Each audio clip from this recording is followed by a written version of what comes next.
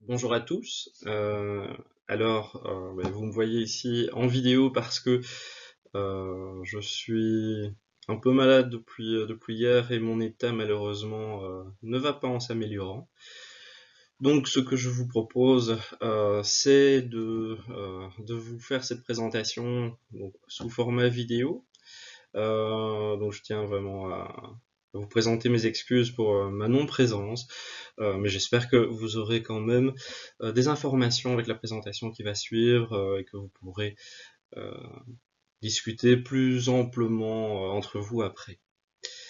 Bien, donc ma présentation porte sur la situation du conseil de classe en Fédération Wallonie-Bruxelles. Donc je vais rapidement vous parler des aspects légaux et de l'organisation des conseils de classe. Donc, je ne vais pas m'étendre là-dessus. Je vais vous parler de façon plus précise de l'orientation du conseil de classe, donc qui est l'objectif principal du conseil de classe. Je vous dirai quelques mots sur le pacte. Donc j'ai vu qu'il y avait un autre intervenant qui allait vous en parler, donc je ne m'étendrai pas, mais c'est ce que j'avais prévu au départ. Et surtout vers quoi on va à partir de ce que dit le pacte et à partir de la place de l'orientation au conseil de classe. Donc, au niveau des aspects légaux, le conseil de classe est défini par l'arrêté royal de 1984. Il est à destination uniquement de l'enseignement secondaire. Il comprend l'ensemble des membres du personnel de direction ainsi que les enseignants. Et donc, il est présidé par le chef d'établissement et un membre du centre PMS ainsi qu'un représentant des éducateurs peut y assister avec une voix consultative. Ce qui est intéressant de voir ici, c'est que justement le centre PMS est présent mais uniquement à titre consultatif et que c'est le chef d'établissement qui préside, donc qui gère ce conseil de classe, mais on sait que dans les faits, il ne peut pas être présent partout, que des conseils de classe peuvent être tenus en parallèle. Donc quelquefois ça peut entraîner, en tout cas au moins poser question sur qui est représentant de ces directions et pourquoi les centres PMS n'ont pas une voix autre que consultative. Donc, première question qu'on peut déjà se poser, et vous allez voir qu'on va en reparler après, notamment de la place des centres PMS et de ce qu'en dit le pacte. Donc mission, clairement c'est l'orientation, c'est le passage de classe, c'est le passage de cycle et c'est la délivrance des diplômes, etc. Donc c'est vraiment l'orientation qui est le cœur du conseil de classe. C'est pour ça que je vais me pencher de façon plus précise sur l'orientation par après. Donc pour prendre cette décision d'orientation, le conseil de classe peut se baser sur les études antérieures, c'est-à-dire les résultats aux examens, les résultats aux épreuves de l'année, également sur des éléments contenus dans les dossiers personnels de l'élève, donc par exemple tout ce qui est PIA, et ainsi que d'éventuels entretiens avec l'élève et parents, et tout ça est acté dans un procès verbal. Alors, chose qui est intéressante de remarquer ici, c'est que il est question fortement de résultats, et on sait que dans la psyché collective, on considère donc que le conseil de classe prend ses décisions plutôt par rapport à des résultats scolaires, on va le voir par ailleurs, et c'est le terme éventuel qui est assez intéressant ici dans les entretiens avec l'élève et le parent, et les parents. Donc éventuellement, on peut prendre l'avis de l'élève quant à ces questions d'orientation. Donc ce mot éventuel est assez inquiétant par moment, du fait, et on va le voir aussi par ailleurs, des problèmes qui sont liés à l'orientation dans notre système scolaire. Donc ces conseils de classe sont organisés au moins 3 fois sur l'année. Les derniers conseils de classe, qu'on appelle les délibérations, proposent des décisions collégiales pour la réussite ou l'échec. Et donc plusieurs décisions sont possibles, alors ça dépend aussi par rapport à l'année, donc c'est l'ajournement, la réorientation ou le redoublement, et puis il existe d'autres types de conseils. Donc comme je vous disais, mais par exemple au bout du tronc commun, ce qu'on appelait les A ou B, deviennent finalement plutôt des propositions d'orientation et plus un moment couperait. Mais on sait que ce qui se passe dans les faits, c'est que cette réorientation ou cette orientation est souvent basée de toute façon sur les résultats scolaires et que le fait d'avoir une AOA, en fait, entraîne une non-orientation vu que l'élève progresse dans son enseignement souvent en général sur la base de son tronc commun. Donc, de façon plus précise, je vais essayer de développer un petit peu ce que je viens de dire maintenant. Qu'est-ce qu'on constate au niveau de l'orientation dans les conseils de classe? Donc, comme je vous le disais, c'est que l'orientation est souvent envisagée comme une alternative au redoublement pour des élèves qui rencontrent des difficultés. Donc ça veut dire que parce qu'il y a un problème au niveau des résultats, on va réfléchir à l'orientation de l'élève, et donc ça suppute qu'on ne l'a pas fait avant. En tout cas, peu, ou alors peut-être mal, puisqu'on est obligé, à un moment donné, un peu, comme je disais, à un moment coup près, de se poser cette question. Mais souvent, donc, ne sont pris en compte que les résultats scolaires, rarement le projet personnel de l'élève. Mais une raison toute simple, c'est que notre enseignement tend à changer, mais n'a pas historiquement cette propension à développer avec l'élève un projet. Donc je pense que historiquement, on trouve quelque chose là-dessous, c'est qu'on n'a pas l'habitude de faire comme ça. Mais les choses tendent à changer, et j'en discuterai brièvement par après. Donc plusieurs questions se posent, puisqu'on est basé sur des résultats.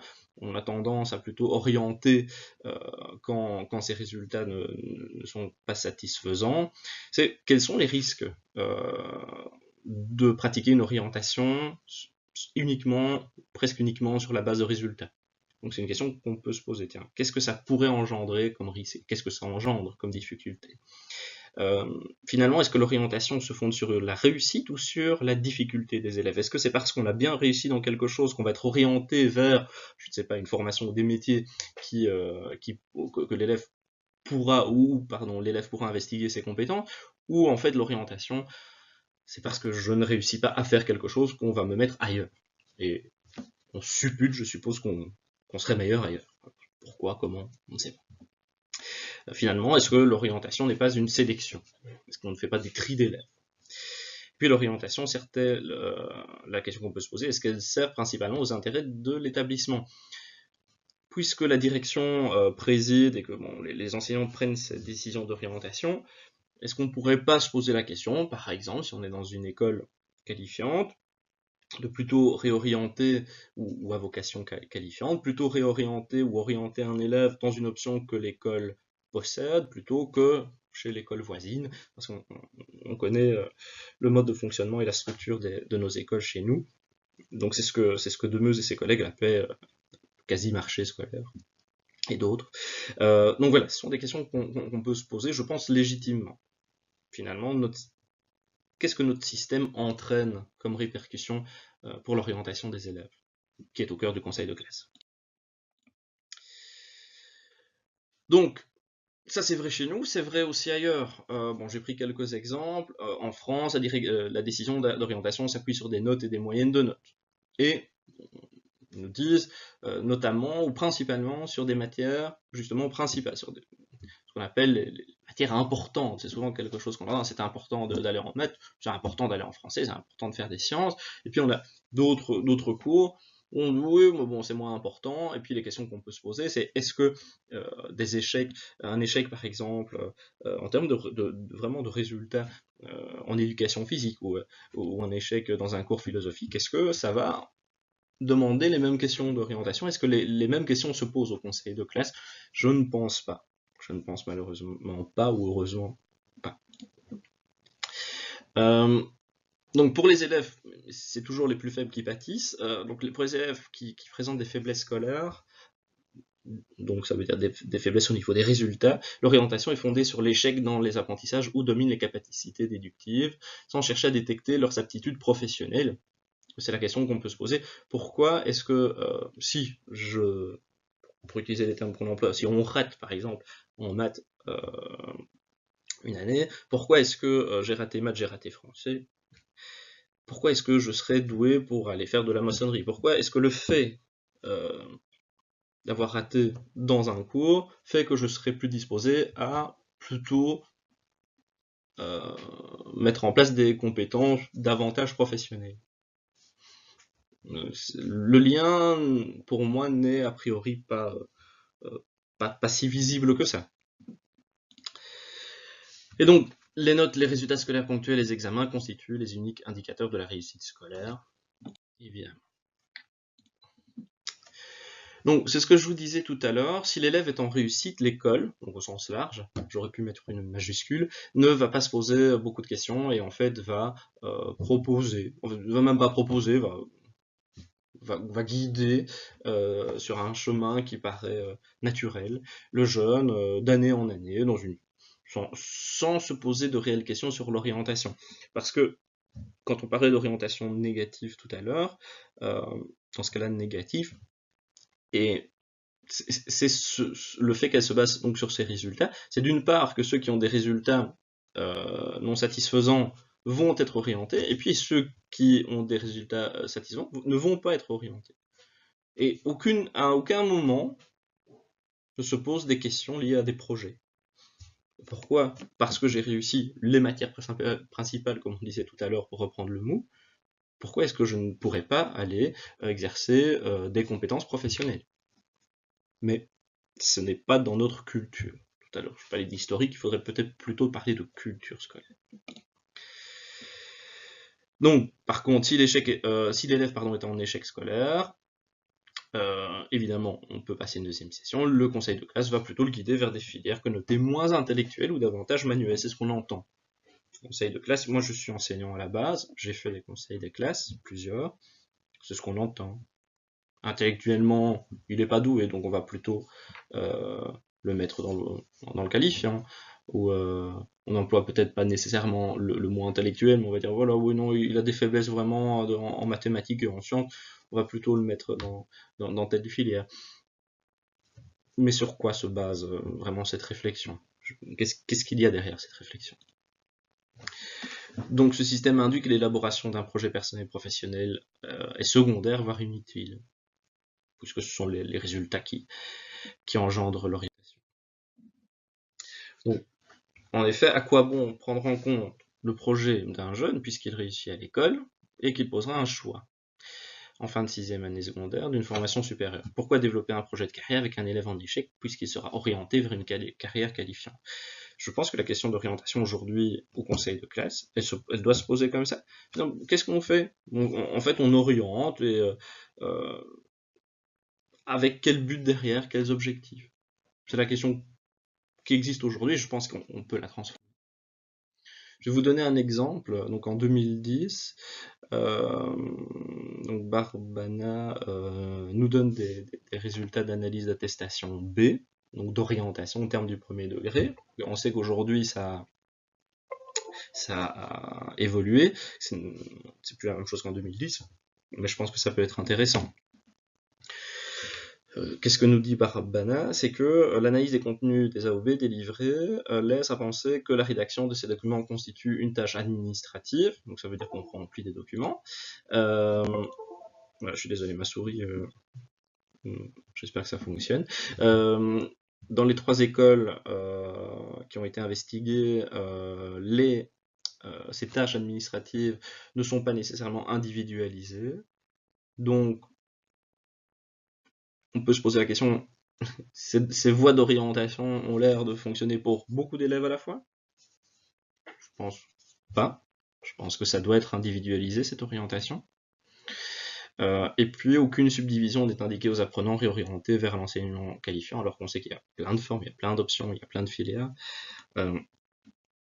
Et donc finalement, cet AOP n'a pas beaucoup de motivation et il n'y a pas de lien entre ces décisions, comme je l'ai déjà dit, et le projet personnel de l'élève. Donc ça, c'est ce qu'on voyait en 2010. Je pense que la réalité n'a pas beaucoup changé aujourd'hui. Donc c'est ce que nous disait de Meuse et La Fontaine, c'est que le terme orientation, en fait, c'est un synonyme d'attestation d'orientation. L'orientation égale l'attestation. Or, l'orientation, c'est plus qu'une attestation. L'attestation, ça ne devrait être que cette tâche administrative, cette dernière tâche administrative. Mais tout ce qui est fait avant, c'est le cœur de l'orientation. Aujourd'hui, donc, l'orientation porte plus sur les études que sur la détermination d'un objectif à atteindre. Et ce qu'on voit, c'est ce qu'on appelle la cascade de l'orientation, ce qu'on appelle l'effet toboggan. On est dans l'enseignement commun, qui est souvent apparenté à l'enseignement général et qui reste aussi dans cette... chez les gens et chez les enseignants, j'entends souvent dire oh, mais il est en première, en deuxième général, et que le degré commun est un degré général. On l'entend. Hein. Et donc ces élèves passent de général vers un technique de transition, technique de qualification, professionnelle, et je vais en reparler après. Difficile de faire le chemin inverse. Et donc, ce qu'on voit, donc, mais justement le conseil, les élèves qui arrivent dans ces filières ont trop rarement choisi d'y être et ont souvent acquis une image négative d'eux-mêmes. C'était en 2001, donc ça fait 17 ans. Je suis pas sûr que les choses aient énormément changé depuis lors. Donc, les enseignants tendent à avoir des conceptions identiques, les performances scolaires et le marché de la formation apparaissent comme les fondements de leurs décisions. Donc, ce dernier point fait l'objet d'une interrogation au conseil de classe. Les bons élèves sont supposés avoir l'embarras du choix, ce qui est même pas vrai, en fait, ils n'ont pas beaucoup plus le choix. Et pour les autres, les restrictions, donc les attestations, portent généralement sur les filières et non sur les options. Donc c'est l'exemple que je voulais vous donner. Donc c'est un graphique qui vous montre l'orientation, répartition donc des élèves de 15 ans par rapport à leur choix d'orientation par décile et en fonction de leur niveau socio-économique. Donc vous avez tout à gauche de l'écran le premier décile. Je suis désolé, l'image est un petit peu floue. J'espère que ça passe chez vous. Le dernier décile. Et donc vous avez une gradation socio-économique. Le premier décile comprend les élèves les moins favorisés socio-économiquement et le dernier décile les plus favorisés. Donc, on voit vraiment qu'il y a une sorte d'échelle, ce qui veut dire qu'on a un peu moins de 10% d'élèves qui sont dans le premier décile en général, qu'il y a un peu plus de 20%, environ 20% en technique, à peu près 50% en professionnel, et puis on a encore un peu moins de 20% autres, soit qui ont été perdus, ou des élèves, voilà, quelquefois qu'on ne retrouve même pas. Si on compare ça au dernier décile, au 10, on voit qu'on est à plus de 80% d'élèves qui sont dans le général, on est à en gros 10% dans le technique, on est à quelques pourcents en professionnel, et on n'a pas de autres, on n'a pas perdu ces élèves. Donc on voit qu'il y a une corrélation qui apparaît comme prononcée entre le niveau socio-économique des élèves et l'enseignement qu'ils fréquentent. Et c'est toujours en défaveur de l'enseignement qualifiant. Voilà. Autre tableau, je ne sais pas si vous voyez ma tête, je ne sais pas si je peux bouger. Bon, je ne sais pas bouger ma tête. Ça date de quelques années, c'est en 2004, 2005, 2005, 2006. Donc vous avez un tableau qui vous montre les pourcentages d'élèves d'une année à l'autre. Donc de 2004, 2005 à 2005, 2006, il y a 88,41% des élèves qui étaient en général qui se retrouvent là. Donc ça c'est pour vous expliquer le tableau. Ce qu'on voit, c'est qu'il y a une sorte de toboggan, c'est ce qu'on appelle l'effet toboggan. C'est que en professionnel, d'une année à l'autre, ils sont pratiquement 99% à se retrouver en professionnel. Et en fait, qu'est-ce que ça dit? Et ça dit que, d'une part, les élèves tendent à rester dans leur filière, ce qui peut être une bonne chose ou pas. Mais ce qui est un peu plus inquiétant, c'est comme le dit Marc Demeux, c'est qu'il y a peu de saumon dans notre enseignement. Ça veut dire que des élèves qui se trouvent en professionnel ont très peu de chance et ont très peu de possibilités réelles d'envisager une autre filière, mais donc d'envisager un autre type de qualification. Donc ça, c'est assez problématique. Que des élèves restent en général d'une année à l'autre, ça peut être problématique parce que on peut se poser la question, est-ce qu'il y a vraiment un choix d'orientation? Mais ceux qui sont en professionnel ont très peu de chances de se retrouver ailleurs. Alors, si c'est une volonté, c'est très bien, mais on sait que c'est pas nécessairement une volonté, et surtout qu'ils sont arrivés dans des enseignements qualifiants, souvent pour de mauvaises raisons, comme j'ai dit tout à l'heure. Donc ça, c'est bien ce qu'on appelle l'effet toboggan. Donc finalement, l'orientation, ça devient une sorte d'instrumentalisation au service de la gestion des flux. Comme on l'a dit, dans l'enseignement qualifiant, on va constater une orientation négative et donc une orientation en cascade, on va le montrer.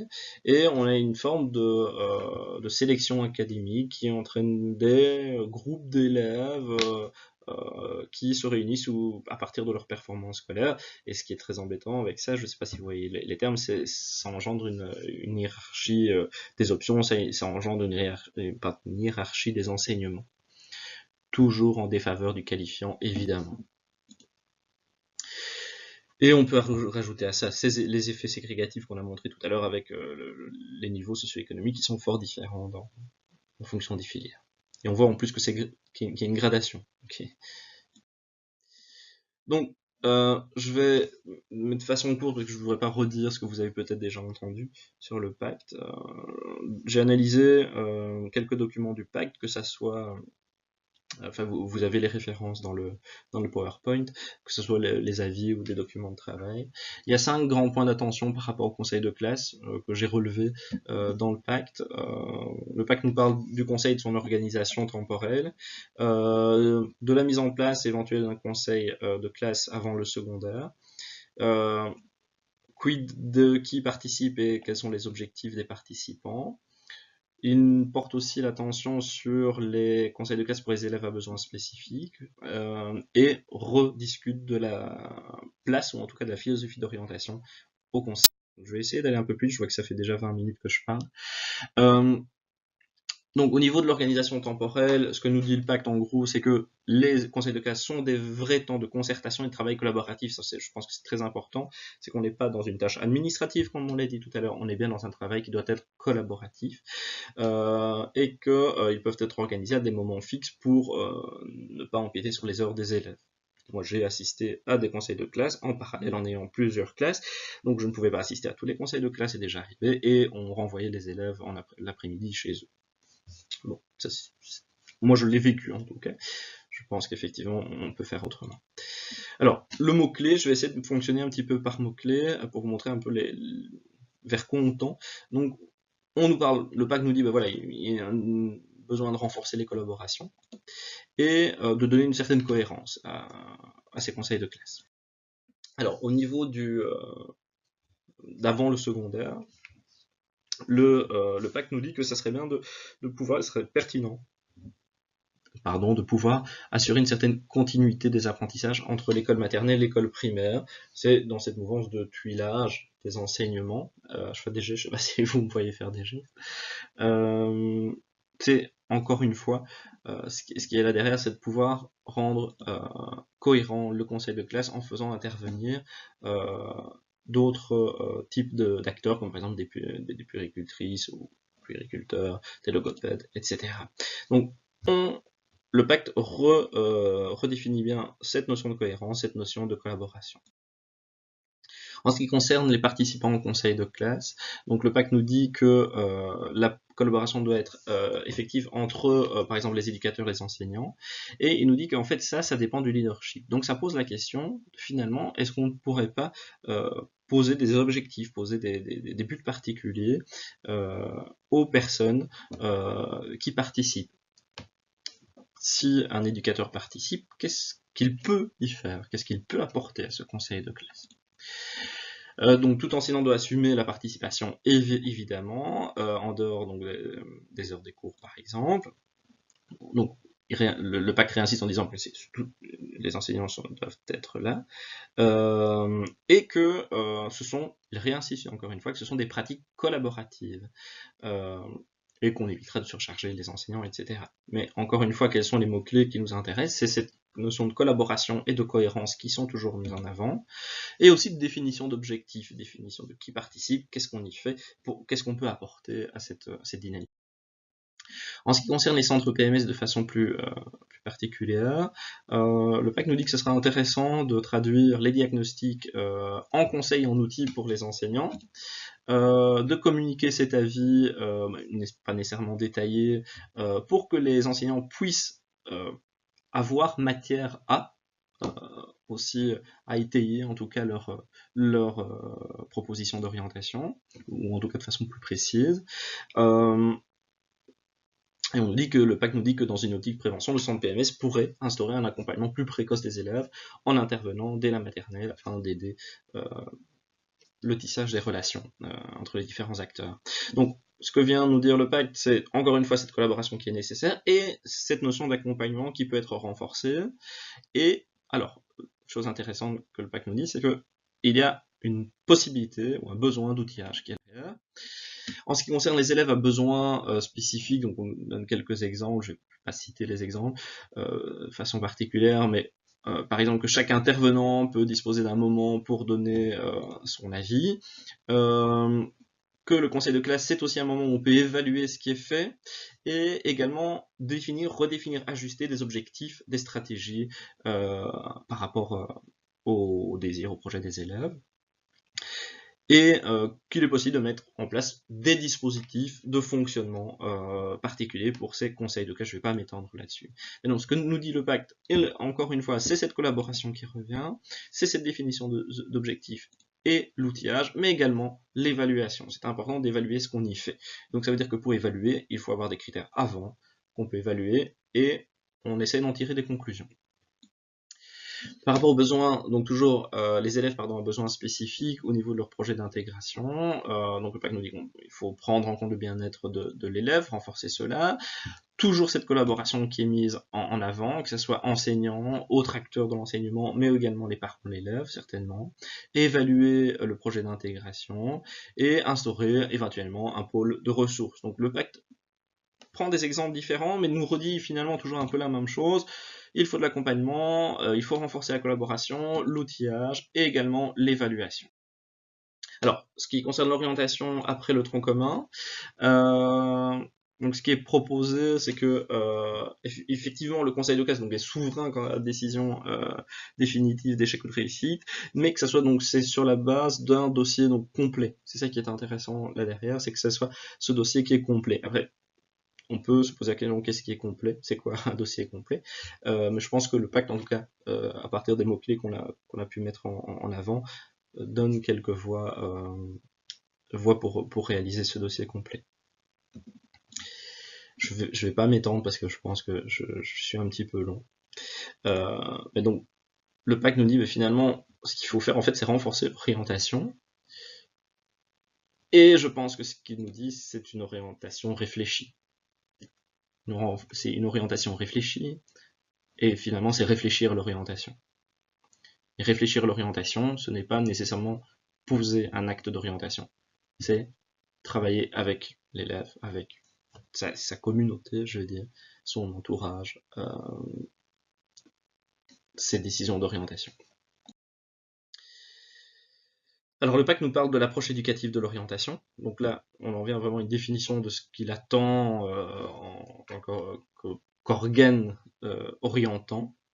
Donc c'est pérenniser l'approche éducative sur la base de l'orientation active, et qu'il est possible de délivrer donc des rapports de compétences qui seraient un terreau pour proposer des voies possibles, c'est des suggestions utiles pour le jeune, afin de le responsabiliser, mais je pense aussi pour ne pas engendrer une orientation sélective, mais bien une orientation active de la part du jeune.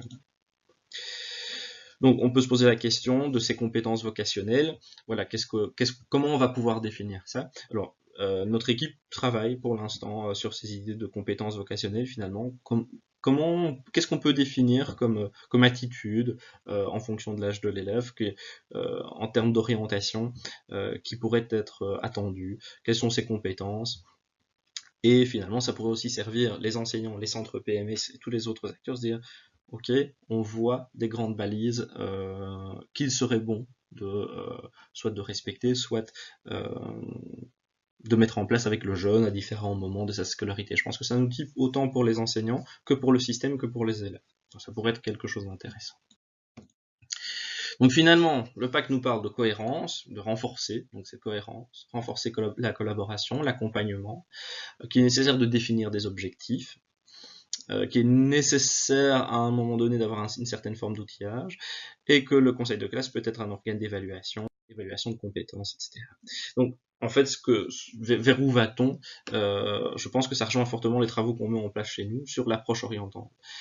Pourquoi? Parce que l'approche orientante, qui est citée dans le pacte notamment, c'est une philosophie de travail qui veut prendre en compte l'orientation du jeune dans son cadre scolaire, c'est intégrer l'orientation dans les projets éducatifs et évaluer ce que ça donne. Donc c'est une véritable conception de l'éducation, pour que l'élève se connaisse mieux lui-même, qu'il soit davantage motivé et qu'il puisse faire des liens entre ce qu'il vit au jour le jour et ses propres projets, donc ce qu'il vit chez lui de façon personnelle, puis ce qu'il vit dans son milieu scolaire. Les élèves sont amenés à développer donc des compétences vocationnelles, des compétences d'orientation qu'il pourra mettre en œuvre dans des projets.